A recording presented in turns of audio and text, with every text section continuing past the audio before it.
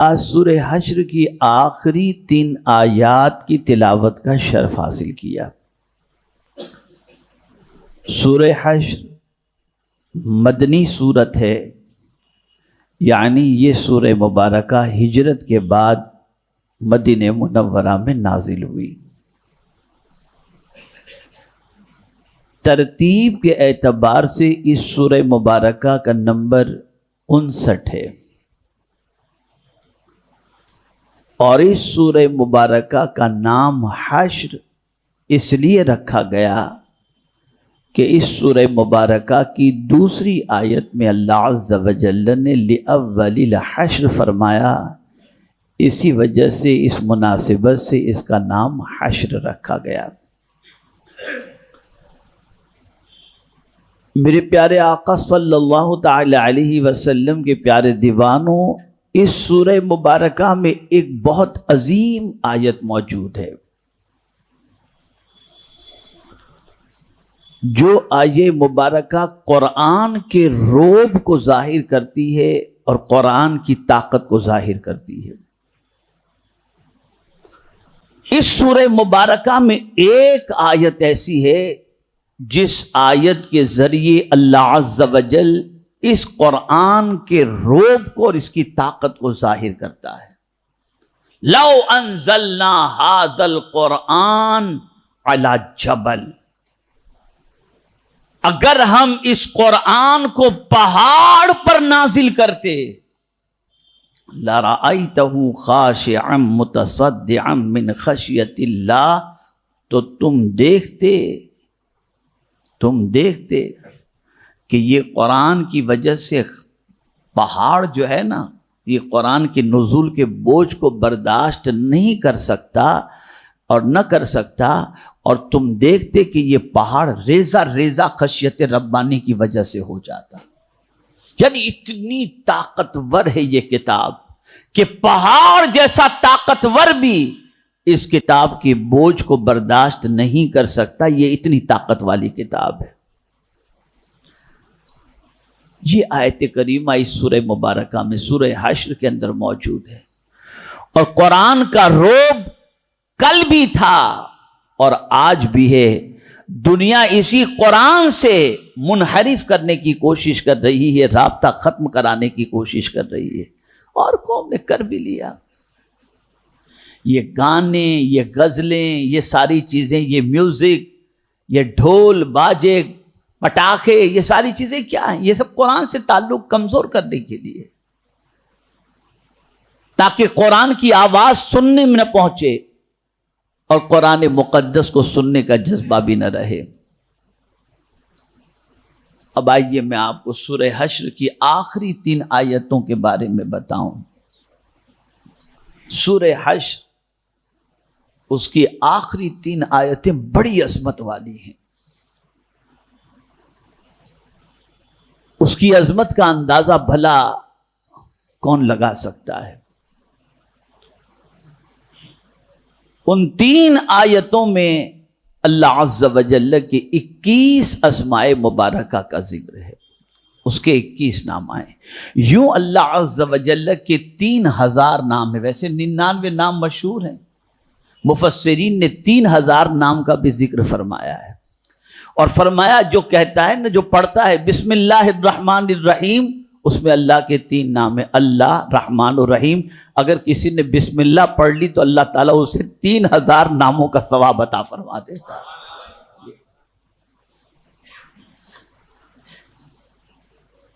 اور اتنے نام کیوں ہیں اللہ عز و جل کے؟ تو یہ اس کی مختلف صفتوں کے ذکر کے لیے، اور بعض روایتوں میں 99 نام ہیں، اور جو شخص اللہ کے 99 نام یاد کر لے، اللہ تعالیٰ اس کے لیے جنت واجب قرار دے دیتا ہے۔ ان 99 میں سے بھی اور 3000 میں سے بھی اللہ نے 21 ناموں کو منتخب کیا سورہ حشر کی آخری آیات کے اندر۔ هو اللہ الذی لا الہ الا هو عالم الغیب والشہادہ هو الرحمن الرحیم۔ هو اللہ الذی لا الہ الا هو الملک القدوس السلام المؤمن المہیمن العزیز الجبار المتکبر سبحان اللہ عما یشرکون۔ میرے پیارے آقا صلی اللہ تعالی علیہ وسلم کے پیارے دیوانوں، ان اسماء کے ذریعے اللہ عز و جل نے اپنی شان کا ذکر فرمایا، اور جب کوئی اللہ کے ناموں کا ذکر کرتا ہے اسے رحمان کہہ کر پکارتا ہے، رحیم کہہ کر پکارتا ہے، ملک کہہ کر پکارتا ہے، قدوس کہہ کر کے پکارتا ہے۔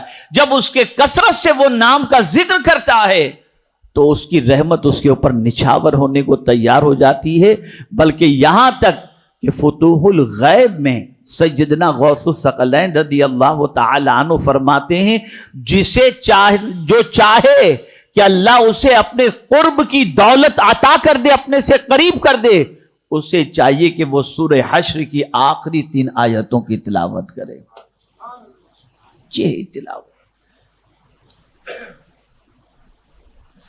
ان 3 آیتوں کی تلاوت سے اللہ تعالی تلاوت کرنے والے کو اپنے قرب کی دولت سے مالا مال فرماتا ہے۔ اس سے بڑی سعادت کیا ہوگی کہ اللہ تعالیٰ اس سورہ مبارکہ کی ان 3 آیتوں کی وجہ سے اپنے بندے کو اپنے سے قریب کر دے۔ اور پھر حضرت معقل ابن یسار رضی اللہ تعالی عنہ سے روایت ہے کہ رسول اعظم صلی اللہ تعالی علیہ وسلم نے ارشاد فرمایا، اگر کوئی شخص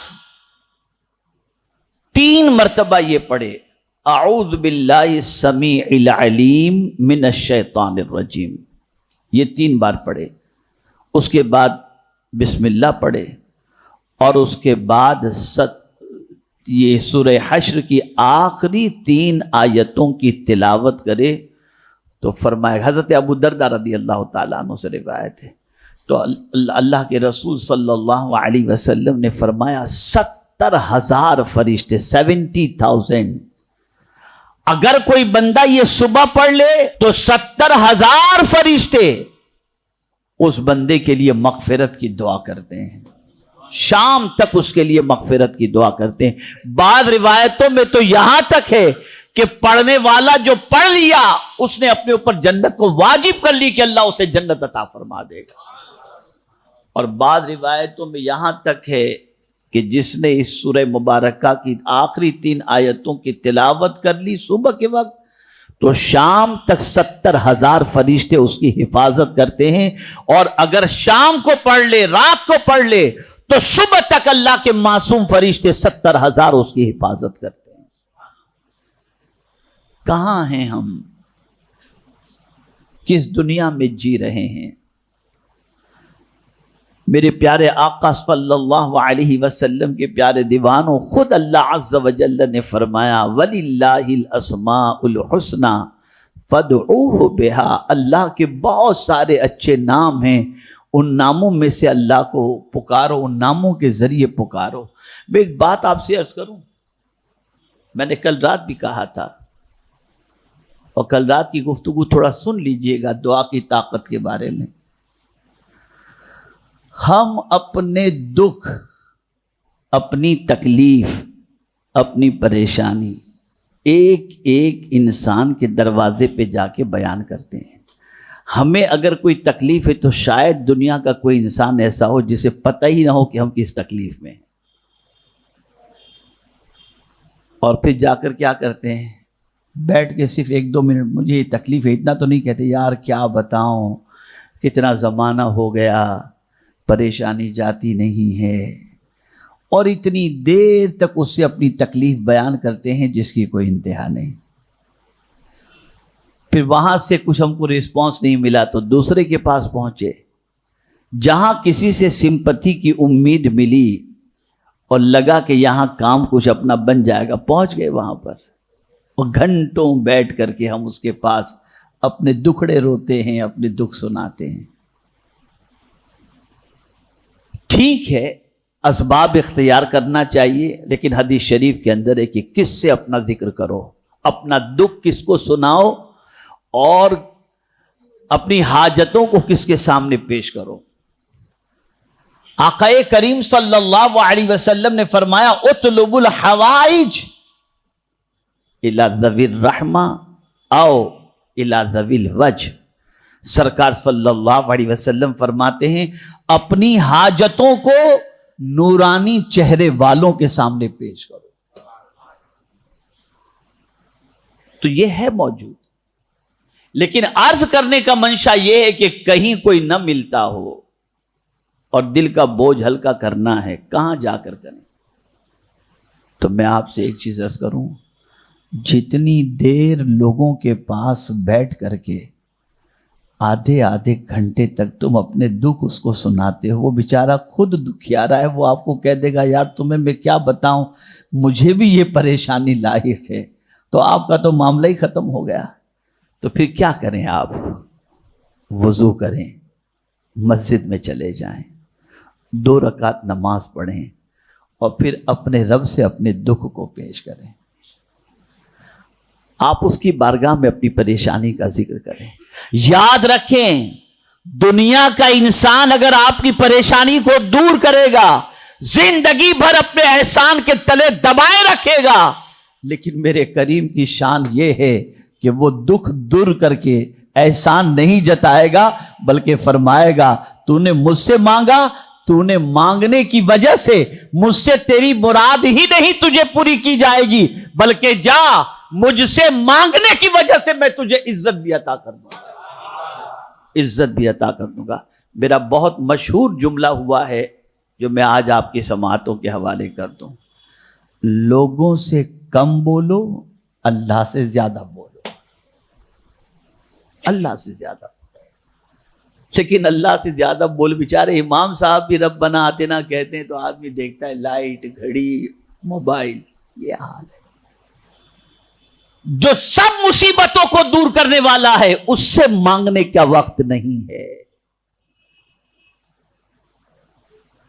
اور جس کی بارگاہ میں مانگنے سے اللہ عزت عطا کرتا ہے اس رب کی بارگاہ سے مانگنے کے لیے بندہ تیار نہیں.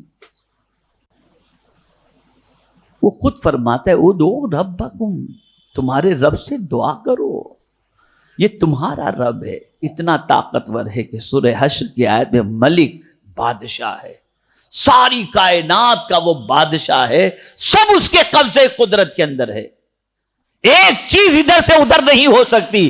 جسے عزت چاہیے وہ بھی اللہ دے گا، جسے قدرت چاہیے، طاقت چاہیے وہ بھی اللہ عز و جل عطا فرمائے گا، اور جسے روزی چاہیے وہ بھی اللہ عز و جل عطا فرمائے گا. ہمارا حال برا ہے. آپ یہ نہ سوچیے گا کہ میں بزرگوں کے آستانے پہ جانے سے روک رہا ہوں. بزرگوں کی بارگاہ میں جاتے اس لیے ہیں کہ وہ اللہ کے مقرب ہیں، ان کے وسیلے سے مانگیں گے تو اللہ تعالیٰ ان کے صدقے میں عطا فرمائے گا. اسی لیے اعلیٰ حضرت نے لکھا ہے کہ ہندوستان میں جس جگہ پر، یعنی بہت ساری جگہیں جہاں اللہ نے دعاؤں کو قبول رکھا ہے، گھڑیاں ہیں ایسی جیسے جمعہ ہے، جمعہ کے وقت اللہ تعالیٰ عصر سے مغرب کے درمیان کے وقت کی دعا کو قبول کرتا ہے.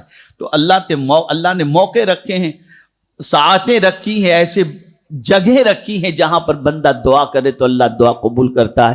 جیسے آپ اگر عمرہ کے لیے گئے تو مقام مستجاب جو ہے، اس مقام مستجاب کے حوالے سے فرمایا گیا وہاں اگر کوئی دعا کرے تو 70,000 فرشتے اس دعا پر آمین کہتے ہیں. تو ایسی جگہ رکھی گئی ہیں. تو اعلیٰ حضرت نے اسی طرح سے ایک جگہ کو مینشن کیا، فرماتے ہیں کہ خواجہ صاحب کی بارگاہ میں بھی اگر کوئی پہنچ کر کے اللہ سے دعا کرے تو ان کے صدقے میں اللہ دعا کو قبول فرماتا ہے.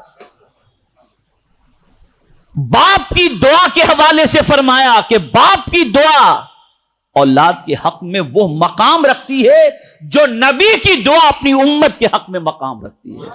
یہ سب دعائیں. تو عرض کرنے کا منشا یہ ہے، سورہ حشر کی 3 آیتوں کو یاد کر لو، آخری 3 آیتوں. جسے خدا سے قریب ہونا ہے وہ اس کا ورد کرے. جو چاہے کہ 70,000 فرشتے اس کو پروٹیکشن پرووائڈ کریں اور اس کے لیے مغفرت کی دعا کریں، اسے چاہیے کہ وہ اس سورہ مبارکہ کی آخری 3 آیتوں کو یعنی سورہ حشر کی صبح پڑھ لے یا شام کو پڑھ لے. اور پھر یہی نہیں، یہ 3 آیتیں وہ ہیں کہ اس کے پڑھنے والے پر اللہ جنت کو واجب قرار دیتا ہے۔ تو میرے پیارے آقا صلی اللہ علیہ وسلم کے پیارے دیوانوں، میری گزارش ہے کہ ان 3 آیتوں کو یاد کر کے پڑھنے کا طریقہ یہ ہے کہ 3 مرتبہ اعوذ باللہ السمیع العلیم من الشیطان الرجیم، یہ 3 بار پڑھیں، پھر بسم اللہ پڑھیں، اور آخری 3 آیتوں کو سورہ حشر کی آپ یاد کر لیں اور اس کو پڑھ لیں۔ جب تک یاد نہ ہو روزانہ پڑھنے کی، 3 آیتوں کو پڑھنے میں 3 منٹ بھی نہیں لگتے، اگر قرآن پڑھنے آتے 3 منٹ بھی نہیں لگتے، لیکن جو کچھ حضور نے فرما دیا وہ حق ہے، انشاءاللہ ویسا ہی ہوگا۔ اللہ تعالی ہم سب پر کرم فرمائے، اور رب قدیر جل جلالہ